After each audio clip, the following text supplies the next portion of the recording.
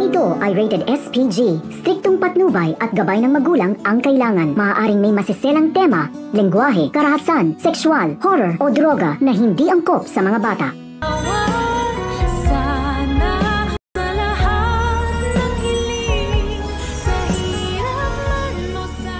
Isang mapagpalang araw sa inyong lahat. Hindi nga makasagot si Lynette sa tinanong sa kanya ni RJ kung mahal pa daw ba niya ito.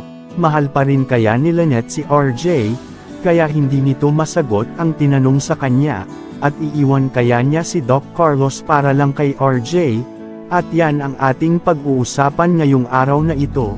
Bago natin umpisahan ito mga kabayan ay paki-like muna natin ang video na ito.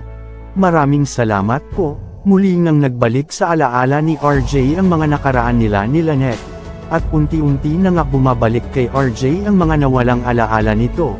Eto na kaya ang oras na bumalik ang lahat ng nawalang alaala ni RJ. Dahil doon ay pinuntahan nga ni Doc Ray si RJ at sinabi nito kay RJ na hahayaan na lang daw ba nito na mapunta sa iba si Lynette. Na hindi man lang daw ba nito susubukan na sabihin kay Lynette na mahal niya ito. Kaya naman dahil doon ay naisip nga ni RJ na puntahan si Lynette at sabihin dito ang kanyang nararamdaman. Na dumating naman si Moira habang papalabas na ng bahay nila si RJ. Na sinabi nga ni Moira na isang pagkakamali daw ang ginawa ni RJ na mag-file ng annulment. Na gusto daw ba nito na mawala na ng tuluyan ang Apex kay RJ kung hihiwalayan siya nito. Nasabi naman ni RJ na wala na siyang tiwala kay Moira. Matapos daw na nakawin sa kanya ang Apex. Sinabi naman ni Moira na ibibigay niya lahat kay RJ huwag lang ituloy ang pag-file nito ng annulment. Na silang dalawa daw ang magpapatakbo ng Apex. Na hindi naman nagpaloko si RJ sa mga matatamis na salita sa kanya ni Moira. Kaya naman hindi nagtagumpay si Moira na mapigilan at baguhin ang isip ni RJ na hiwalayan siya. Samantala, nagkita nga sila Lynette at RJ.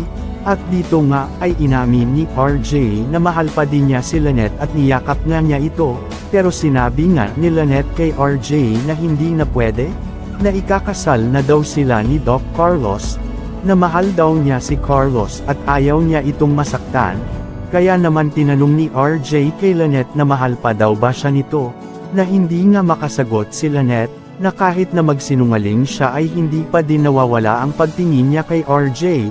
Na kahit na mahabang panahon na ang lumipas ay nandun pa din ang kanyang nararamdaman sa unang tao na minahal niya. Magtatagumpay kaya si RJ na makuha muli si Lynette at mabuo ang pamilya nila Annalyn? Yan ang mga kabang-abang mga kabayan.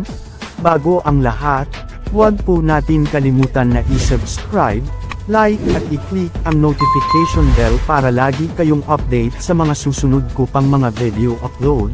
Maraming salamat po sa panunood sa aking munting channel Maxine Vlogs. Bye bye po.